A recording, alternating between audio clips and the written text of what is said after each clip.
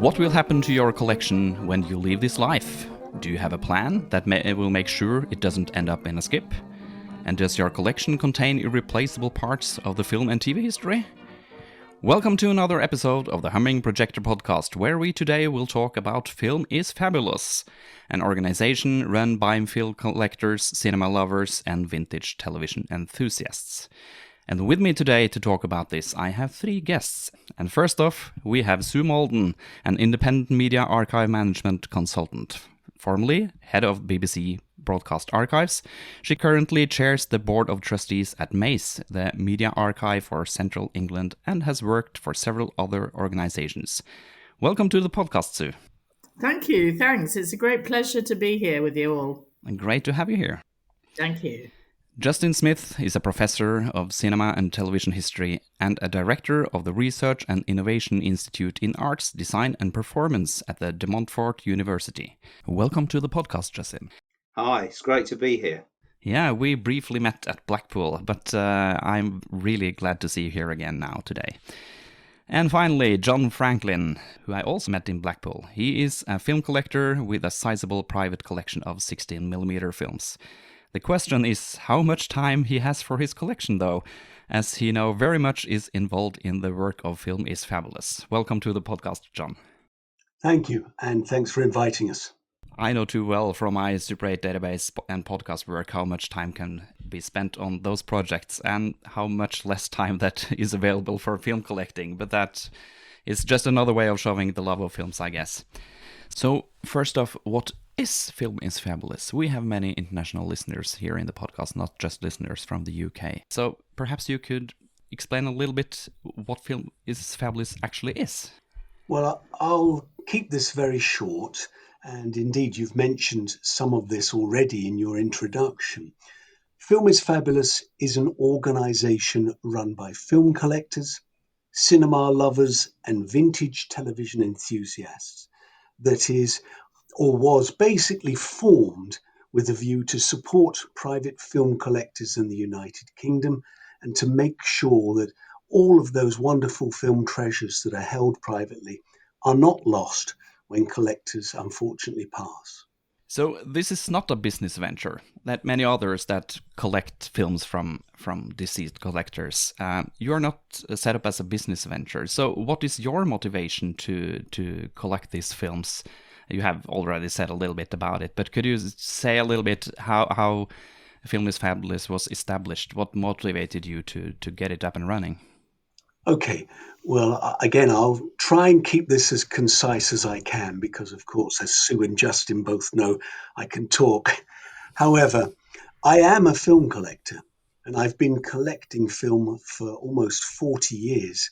And a lot of people within the film collecting community are, well, close friends.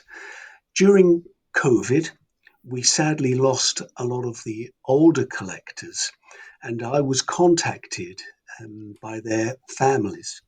Very often you get a call at the weekend, hello John, it's such and such, Dad's passed away, what should we do with his films? And of course, it was a very traumatic time for families. It was a difficult time for most of people generally, and there were no provisions that we could easily lean on to find solutions as to what to do with people's film collections. So we sadly lost a lot of films because people had to move on in the world. That meant giving a priority to selling the property, the estate, and very often the films were thrown into a skip because there wasn't the level of support there that there is now. And there is some support there because I spoke to a number of my film collecting colleagues. I reached out to Justin and his colleagues at Montfort University and other people from the film and television industry like Sue, who have expert knowledge in archiving. And we basically came up with the idea of trying fundamentally to encourage film collectors to take some time and make some plans for the future of their films. Because, and this was one of the things that we learned in the aftermath of COVID, most of the elderly collectors had no wills. They had no lists of their films, and they had made no provision or given absolutely no instruction as to what they wanted to happen once they passed. And so, really, what we tried to do initially with Film is Fabulous was to try and encourage elderly collectors to make those plans, to formalize them by adding a codicil into their will with a list of their films, so that when they did sadly pass, there was something for their families or their estates to lean on to know what their hopes and plans were for the future of their films. And from that point, what we decided to do was to hold our first event, which we did in October 2023 in Leicester. And we basically went out to as many film collectors as we could to try and encourage them to do exactly that. That was really the genesis of Film is Fabulous. And now that you have been running this organization for a few years, I understand that you are planning a change of structure of the organization, and that you have made an application to make Film is Fabulous a charitable trust. Can you say a little bit about the motivation for that and what this change will mean for your work? Well, up until now, Film is Fabulous has had a very productive relationship with De Montfort University, insofar as in summer of 2022, John approached me and we decided that this initiative was something that was very much chimed with the interests of cinema and television historians at De Montfort University. We already hold here a number of paper archives largely. We don't keep a great deal of film, but we have a number of important paper archive collections, including the script archive of Hammer films, the Sir Norman Wisdom archive, the Tony Hancock Appreciation Society archive, the papers of Tony and Michael Klinger, important independent British producers from the 1960s, really up until the 2000s. I could go on and on. We have some very notable collections, and myself and my colleagues are all committed to archival film and television history. That's what we do.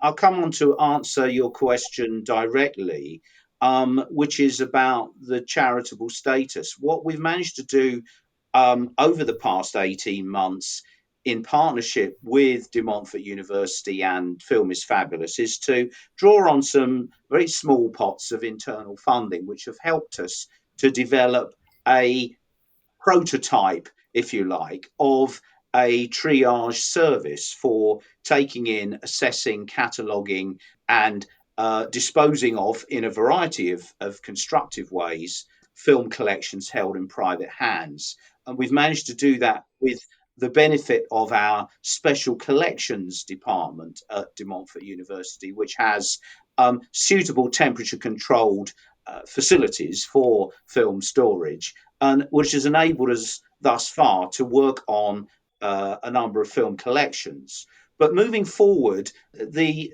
idea came about that we really wanted to gain some autonomy for Film is Fabulous, and we've actually been overwhelmed by the fantastic response from members of the public, from fellow film collectors, from vintage television enthusiasts, as John mentioned. And that's evidenced by, for example, one particular set of items, which were a series that were produced by the American Danziger brothers in the 1950s in Britain, which was a detective series called Sabre of London. Mark Sabre was a Scotland Yard detective. It was a very popular long-running series on British television in the late 1950s. And we managed to get funding through a GoFundMe campaign. We raised £3,000 in just a single week from very kind public donations, which enabled us to restore some items from that collection, to piece together the visual track and the sound track of a number of items, and to get them restored to reconstitute full episodes of that series.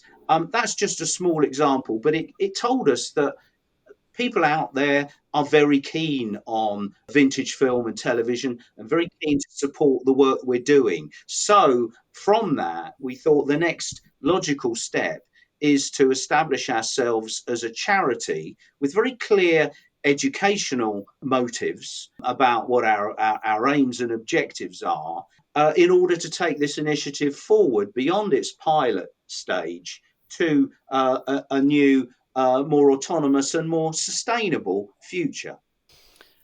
If I could add, Ivan, so far we have not had we've been so appreciative of the contributions, but archiving and film archiving and tape archiving in particular is a pretty expensive business. And we've been very much dependent so far on volunteers doing as much as they can. And here I have to make a note of Justin and John in particular John, in the amount of work he's put in, totally unpaid for, and many other helpers, like maybe Paul Venices and so on, and other people who've helped on the website and everything. It's all volunteers, and that's not necessarily sustainable. And sustainability is what's absolutely essential to Film is Fabulous, because we know there's so much work that needs to be done, that there are so many collections in private hands that are likely to fall off a cliff in the next few years if there isn't somebody there to help them. So sorry to interrupt Justin there, but I had to call out for the volunteers, and that's why we need charitable fund status to help give credibility to our activities, and therefore apply for greater funding sums to maintain this sustainability that we want. But this structure is kind of new for both academia and for the film archives. Haven't traditionally been cooperating with private persons. So what does this bring to the research you do at the university, Justin, that you couldn't otherwise have done? Except for, of course, we all don't want to lose the film copies as a collector. For sure that's a motivation by itself. But I guess you have other things that you try to get from this, finding these films. Could you say a little bit about that?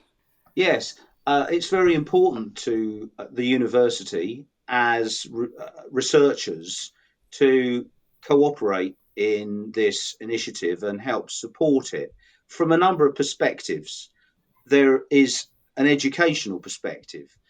So the recovery of the techniques and the skills in film archiving, in film handling, from experienced experts and private collectors who have a whole repertoire of knowledge and skills that some of them derived from their own professional careers in the film and television industry, others as pure enthusiasts for film and television.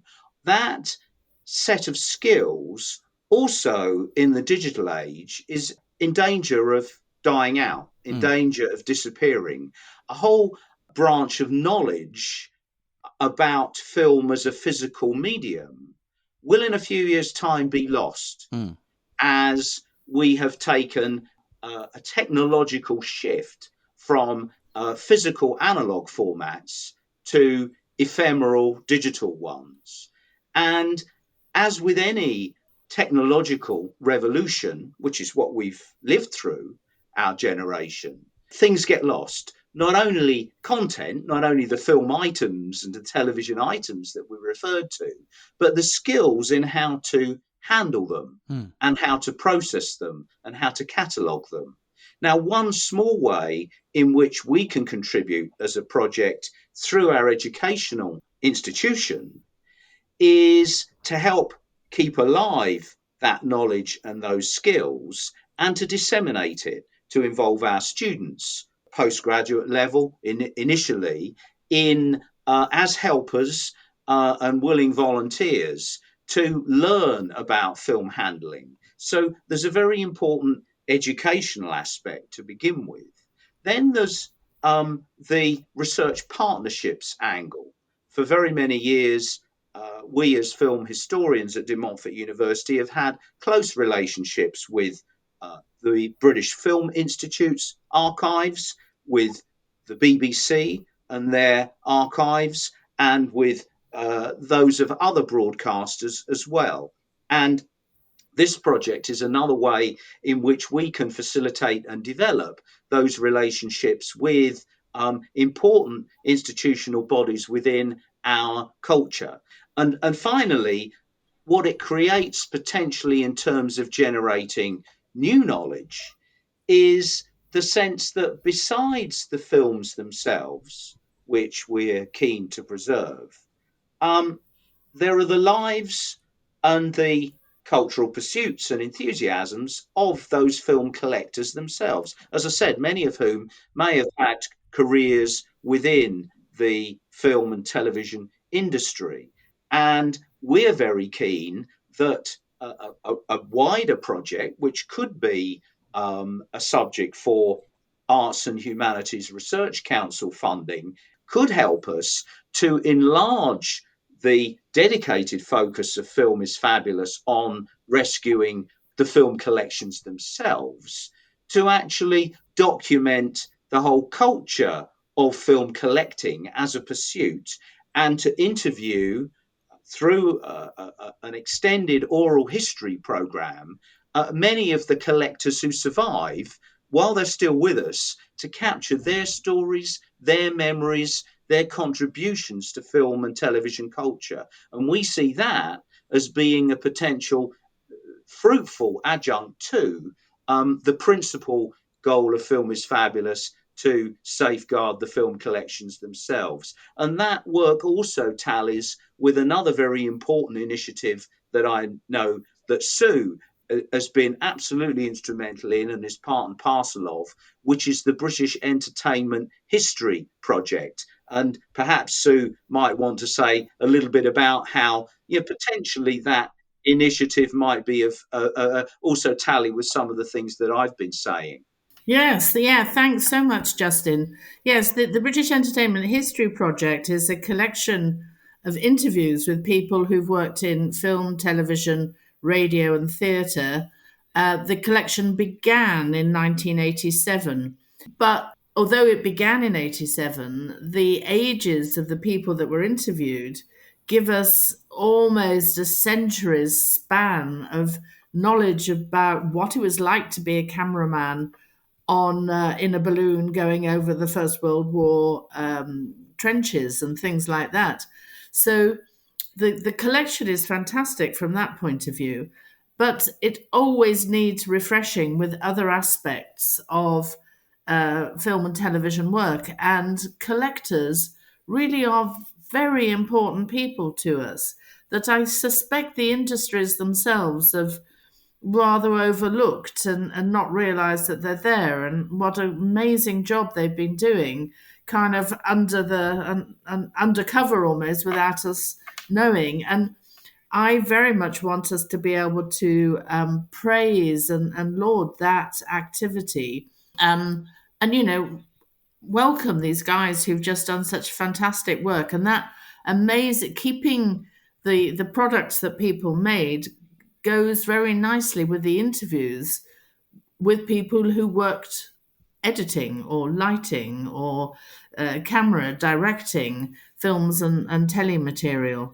So the British Entertainment History Project is a great collection. It's nearly about 150 interviews now, all of which need to be digitized and accessible and transcribed so you can find out what people are talking about. Because, like so many things with the collectors, these days, we don't know what Joe Blogg's cameraman did or worked on. And if we've got a 4-hour interview with him, how on earth are you going to find out what he's talking about? We really need these interviews to be transcribed to make them much more accessible for people in the future. And we will need to do that same work with interviews we do with collectors who are an integral part of the scene completely. This is something I really love to hear, because I am really interested in this part, the cultural importance of film collecting. As you might know, I'm working with the Super 8 database, trying to catalog all the Super 8 films ever released. That's an impossible task, but we try. And I've been in contact with the university in Mainz in Germany, Nicole Breidas especially, that has been doing research on Super 8 collecting. So because this was cultural important. Well, I think it's important to say that when we really started talking about Film is Fabulous, we were talking in terms of film collectors. But what surprised me over the last 12 months is just how many industry professionals, and I'm talking about ex-cameramen, ex-sound engineers, people who were projectionists, people who were editors. I mean, even people that were presenters and authors, senior roles in the whole production, have come forward, or in particular, their families have come forward now and said, oh, we've got all of such and such, my father or my mother's collection. It's been sitting in the garage or the pig shed for 20 years. We're looking to do something with it. Can you help? So not only are we talking about out and out collectors who've had no employment or no previous engagement in the television or film industry, we're now talking about serious numbers of people that have had major roles in those industries coming forward and also talking to us.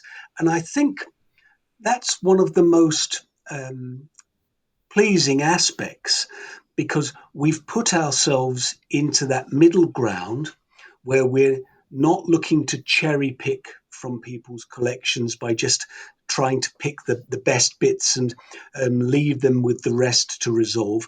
We're trying to help to save the whole collection. And because we've got the background that we have, my connections through the film collecting community, Justin through academia, Sue, of course, with vast experience and huge network of contacts in the archival world, people are willing to trust us. And trust is such an important component in this. Oh, yeah. Because once you have people's trust, they're willing to place, their collection and all of the history of what's happened with the films over into your hands. And that's probably, for me, the most rewarding aspect. I suspect that's also one of the most needed aspects as well, because I think many of the families of collectors are uncertain about how dad or whoever it is acquired the things that they've got. Are they legal? Have they breached copyright? If they try to sell them, will the police be around? People who don't understand and don't know or aren't part of the film and television archive world are really quite scared that they might be in trouble if they do something about it. So it's so important that we can reach out and be a trusted expert, really, or a group of experts to help people in that situation, because it's very worrying for families sometimes. Yes, and I must say that I have really loved how you try to be present in the community to build this trust, because that's the base of everything you can build up on later. And as you have said, people might have had illegal copies of films back in the day. Many remember the days when you had a 60mm copy and was afraid to perhaps be taken with this copy.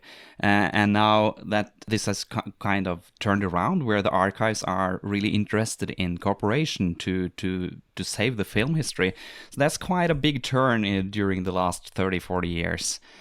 So many older collectors might see this as a big change. And I can see how important that must be for you to build on this trust, because without these collectors, you couldn't do this work. Oh, it's so true. One of the last things I did when I was still at the BBC, um, partly in conjunction with Dick Fiddy at the BFI, and as John said, or maybe it's Justin also said, we collaborate with the BFI a lot. I organised an official treasure hunt from the BBC to make it known that we were not happy with having not kept certain, very significant programs for a whole host of reasons. Sometimes, they weren't recorded, they went out live. So the rights made it all very difficult for the official broadcaster to keep these programs if they didn't have the rights, totally overlooking the pleasure and the historical and social significance of these programs.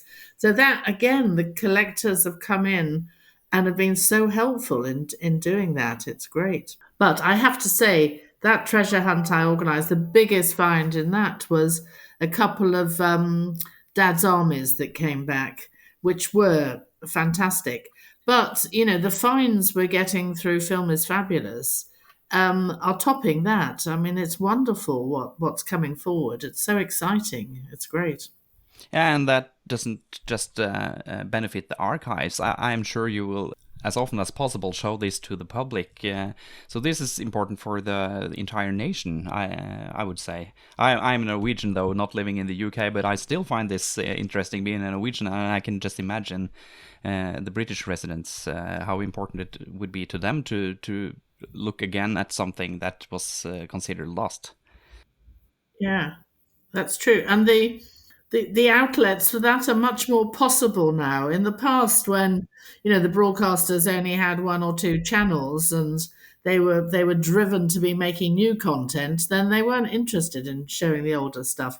But now there are so many channels. There are people like Talking Pictures and Rewind who, they know their audience. They know there are people out there who want to see this stuff. So we're looking to collaborate much more with possible outlets. And also we can show, in the forthcoming event in Leicester, we'll definitely be showing some of the finds. We've done that in the past.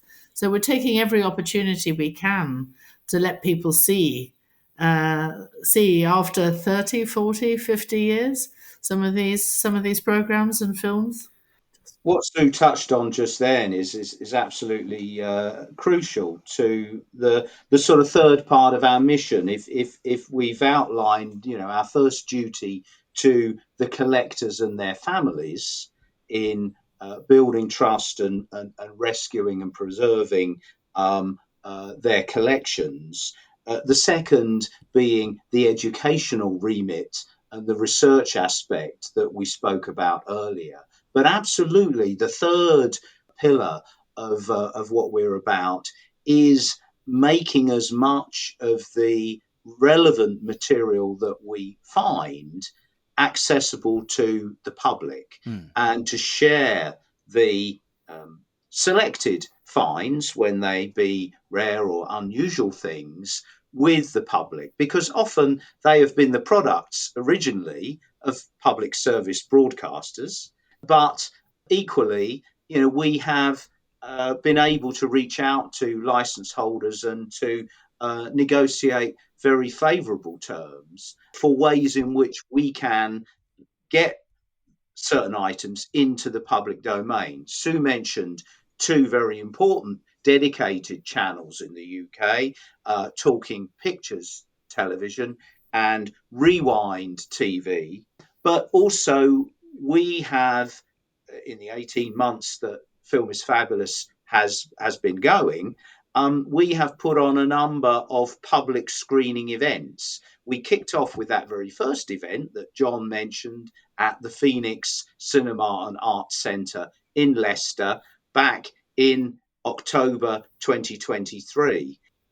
Next month, on the 11th of May, we're returning to the Phoenix Cinema for a wonderful Sunday afternoon matinee programme of selected items of vintage television that Film is Fabulous has discovered, unearthed, returned to the copyright holders or the broadcasters, had scanned, in some cases had remedial work done upon, and are now in a position under special terms granted by copyright holders to allow us to show a selection of those items publicly. And that is really the icing on the cake. It means a tremendous amount to us. And this event is going to be open to the general public. Obviously, will attract film collectors and vintage television enthusiasts across the board, but is also equally an opportunity where we can say thank you to those who've been especially kind and generous to us, like those I mentioned earlier, who contributed to the GoFundMe campaign to raise money for a television restoration. And we can look forward to welcoming them as special guests at the Phoenix, along with anybody else who's interested, on Sunday, the 11th of May. And further details about how to get hold of tickets for that event are available on the Film is Fabulous website, filmisfabulous.org.uk, and also through the Phoenix Cinema box office, Leicester, where tickets can be booked. So that event for us, 18 months on, is a very, very important and significant milestone on our journey from a fledgling outfit to really having established a modus operandi, a way of safeguarding, rescuing and processing film collections, to the ability to share some of our finds with the public, which means more than anything to us. Yeah. Perhaps we'll go on shortly to give you a little sneak preview of some of the items that we're planning to show. Oh, I look forward to that. I would just add that I will link to your website and to the Phoenix website where you could buy tickets in the show notes, so you can easily find that when you have completed listening to this episode. This film festival really shows that this is not just talking. This is actual action, where we have actually completed restoring a film and now showing it to the public. So this kind of fulfills the circle for your work, and I'm sure that will be interesting for everybody that has been following your work. And now I'm curious, what films are you planning to show on the festival? Well, I shall kick off by it's a 3-part program for the afternoon, and I'll kick off by previewing a couple of items in the first session. Each session of screen material is going to be accompanied with some discussion and so on to consider and reflect on the significance of the items. We're kicking off with an episode of a series that I mentioned earlier, Sabre of London. This was the detective Mark Sabre of Scotland Yard. And this was a series produced, as I mentioned earlier, by the American Danziger brothers. This particular episode, entitled 4 Against 3, was first broadcast on the 11th of November, 1959. And so that promises to be a dynamic detective thriller item from that early period. We're following that up with a single drama. Now, anybody who knows anything about television history will know that the great tradition in British television, both from the BBC and the ITV, from the 1950s through the 1960s and into the 70s, was the single drama, the single story format, usually of an hour, which commissioned and brought to public attention some of our most celebrated writers and actors and television technicians in a number of landmark series. The BBC had Play for Today and the Wednesday Play, and the ITV had a complementary series called ITV Playhouse. And it's an item from that series, ITV Playhouse, called Each Wind That Blows, that we're going to be showing also in the afternoon programme. It was first broadcast on the 15th of April 1960. It was an adaptation of a story by Pamela Llewellyn and was adapted for television by Wilfred Eads and Robert Hall. An intriguing story, a crime-related drama.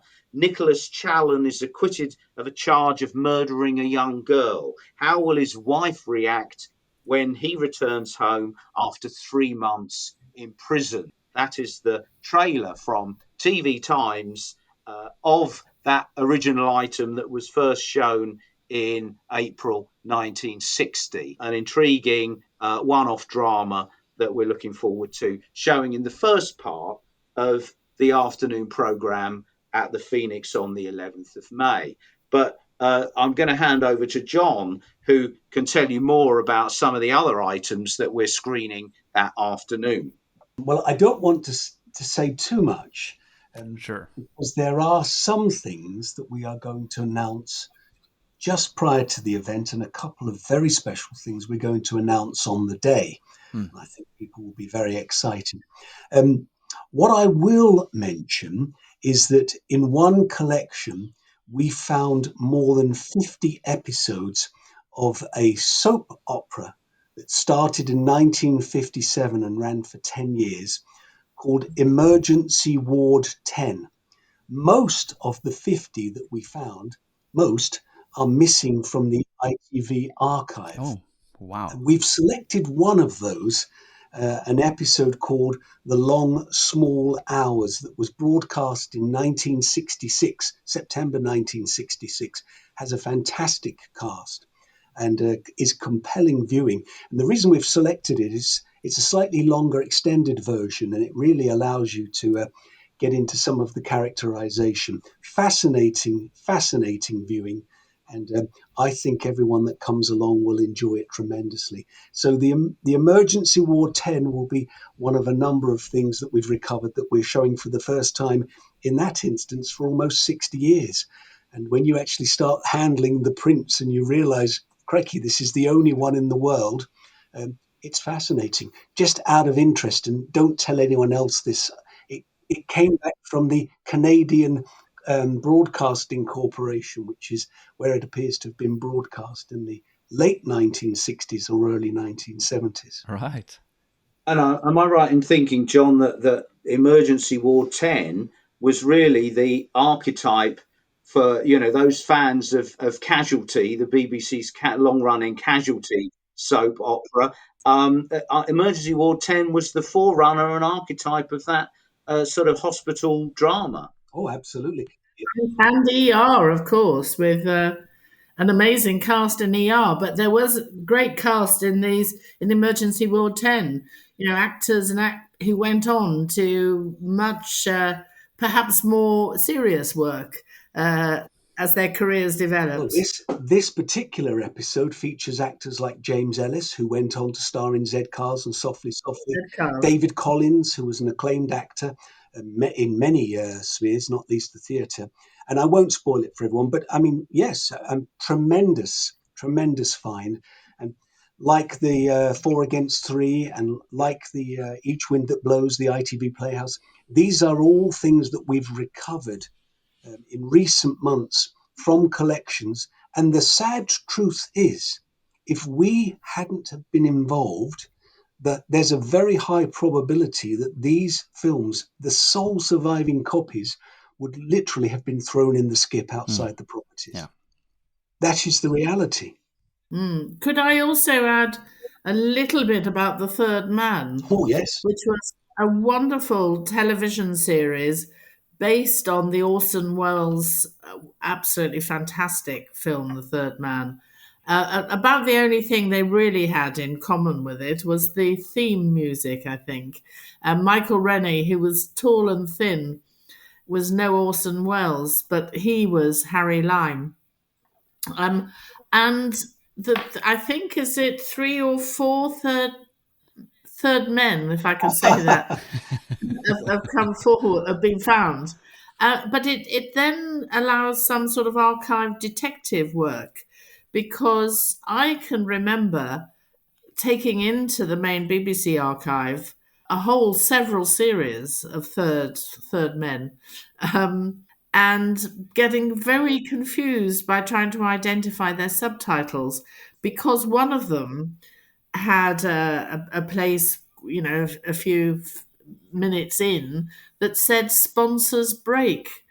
And I couldn't find any trace of a third man subtitled "Sponsors Break" until I realised, or somebody pointed out to me, that it was meant for the adverts. So you then wonder, where had this been shown originally? Obviously not on BBC television, although its first airing for the third man was on BBC television.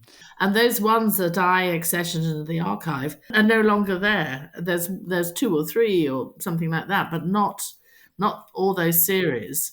And so these ones coming forward are the beginning of a detective story, because I'd found out that British Lion were the distributors of the third man, possibly all over the world, who knows.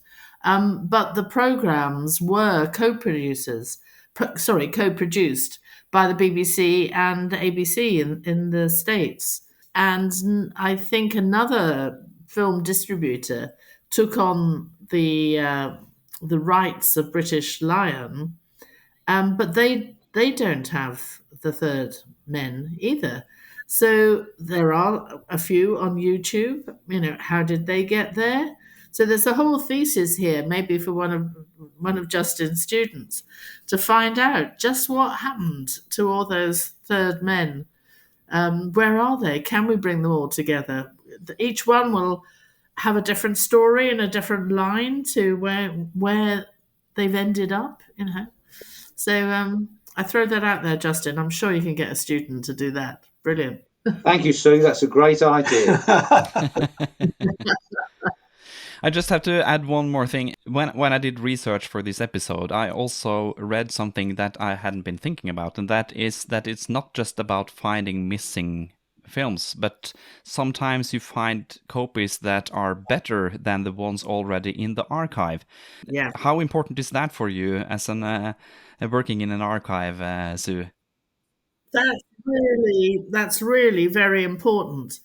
Because sometimes, perhaps in the past, archivists had been a bit picky, if I could say that, or maybe their main brief was to keep content that could be repeated by the broadcaster, and therefore the technical quality of it was very important, and maybe they would have rejected a rather scratched copy or something like that. But now, if we're thinking about our television history, the social importance of television reflecting our society, Justin will be full of all the right words to describe this, but I think we all subscribe to how important television is as reflecting the societies that we're in.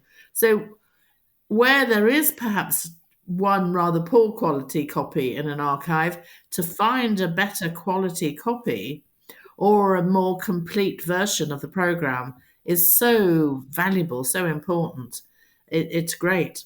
The other thing to add to what Sue rightly says there, I mentioned earlier that in some senses the mission of Film is Fabulous to save film and to save knowledge about the handling of film is one of its key priorities and is one of the functions of the revolution of the digital age.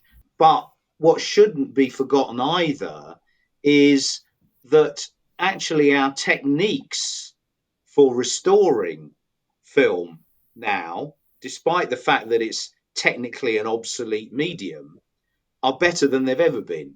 So we can do much more with what we find now than ever before, dependent upon, of course, its actual condition in which we find it. But I think that's a very important sort of positive to accentuate about the whole business of restoration and how and why it's often possible to find perhaps better copies than those that exist in the archive, or copies that can be made better through restoration than those which exist in the archive. That's so true, Justin, because, like when I was still working in the BBC archive, by and large, you need a wetgate telecine to run a scratched or a messed up film. And those were really expensive. I mean, the costs of really good scanners and telecines was phenomenal. And the time you had to do everything in real time. Now, digital technology can make a huge difference. I do think you have to be careful that we don't change the film look too much, because that's an integral part of a film original, that it still looks like film, that you haven't cleaned it up so much that it looks too good. I think we're very fortunate in that the people who have been doing the grading and the preparation of the items that we're screening, because we won't be projecting the films as they are the only and sole surviving copies. We'll be projecting DCP digital cinema systems. But Paul Venesis in particular, I mean, he's doing a fantastic job to ensure that what we're going to present is excellent, whilst at the same time retaining its character. Exactly, Right. yeah. And John, you have been in this from the start. When you get a huge collection, just to catalog all the films is a huge task. I know from working from the Super 8 database how much work it is just to catalog something. How does that work happen? Who does the job? What happens when you move all those boxes into the storage? Well, I play an integral part in that. I mean, the fact of the matter is, we've just finished our pilot study. And during the course of the pilot study, we had people involved. Dr. Peter Lester was engaged. Really, while I handled the film, he did most of the data inputting. We've had to be very selective, Ivan. I mean, the truth of the matter is, we've been contacted by people that have huge collections. And with the limited resources, that's space and personnel, it would take us 2 years just to catalogue that one collection. Yeah. So, of course, it's not something that we can take on. So during the course of the pilot study, what we've been trying to do is define exactly what's needed and try to manage things by having bite-sized pieces, maybe 500 films at a time. So 500 films, 16 millimeter, 35 millimeter, is taking us on average a month to catalogue. So, I mean, it is very labour intensive. And of course, when you're confronted with someone that has thousands, maybe even more than 10,000 films, you've got to think how that might impact other aspects of what you're trying to do. Yeah. So, I mean, it is very, very difficult. And we have been trying to make decisions based on things like the vulnerability of the collection, whether someone literally needs to move the films out within a few days because the property is being emptied, how we can manage that. And of course, then what the plan would be for the films once we've got them, because we do have limited space, limited resources, limited personnel. And Film is Fabulous is not an archive. The whole idea is that we take them in, we identify what's in the collection. And when I say we take them in, the only things that we've not taken to date or we've refused to take was some nitrate film, because of course the implication that has in terms of insurance and all the characteristics of nitrate film. But fundamentally, we've taken VHS, we've taken reel-to-reel, and we pass those on to third parties who are very professional that help us manage that for the family. But coming back to the film, that's where we're really able to deliver expertise. And then we lodge the films with a third-party auction house, predominantly, a specialist who can help us sell those films to other collectors so they have a new lease of life. And you're talking about collectors across the world. I mean, I've been collecting the data with Justin, and we've held a lot of auctions and sold thousands of films. And almost 50% of the people that purchase the items are based overseas, not in the UK. So a lot of people have an interest in the items that we've found. And that's tremendous because it means that those films are no longer vulnerable and they can be enjoyed by other collectors. And I'm sure the original owner would very much want that. Yeah, absolutely. And we should add that in the case of those auctions, of course, the proceeds from the auctions are returned to the donor, that's the collector or their family or their estate, which is a very important part of the whole process. Mm. So the donor gets the financial reward from also knowing that their collection is in safe and good hands and will be cared for in the future. But it's great to be able to get or start filling gaps in the broadcaster's archive, which when I first became the BBC's television archivist, or I couldn't be called an archivist, selector, I think I was, it was such a shock to find out how many gaps there were. And then through working with FIAT, the International Federation of Television Archives, I learned through colleagues throughout the world in television archives that it was the same story the world over. So to be able to fill these gaps is just so fantastic. It's wonderful, as well as helping the collectors, as well as helping their families. It's just a great win-win-win, I think, with Film Fabulous. Well, we could just maybe mention we've been approached by organizations in the States now who are interested in what we're doing and want to set or are setting up a similar model. I think Dennis Dorrans of EMEA in particular is developing a similar project to Film is Fabulous to find missing Oh, that's film, perfect. particularly film. I think they're more focused on film than television, but they're very keen to follow what we've been doing. Oh, that sounds fabulous. And as you probably will find lost American items, and the Americans will find lost British items, that's just a perfect cooperation. Exactly. Yeah. It's really nice cooperation there. So, after running this for 18 months, what is the most important thing you have learned so far? Perhaps that you didn't expect when you started. Can I just say that we can do it? And I think that's very much down to John and his connections and Justin and this idea that we've had to build up trust. Because as I said earlier, I had organised a treasure hunt with looking for BBC stuff. I'd worked closely with Dick Fiddy at the BFI, and not a lot of material had come back. Some things had. I can't deny those Dad's Armies, but the scale of what Film is Fabulous is finding to help fill these gaps and just help everybody all round is wonderful, and I didn't expect that. I'll come in following Sue with my personal response to that question, which is I've been absolutely gobsmacked by the reaction of the families of collectors, often the families of deceased collectors, sadly, of how much it has meant to them to discover someone else cares about the often lifetimes work that a collector has put into amassing their collection. And that family member may not know what's in the collection, may not even understand the particular obsession of their sadly departed loved one. But it means so much to them that somebody else cares.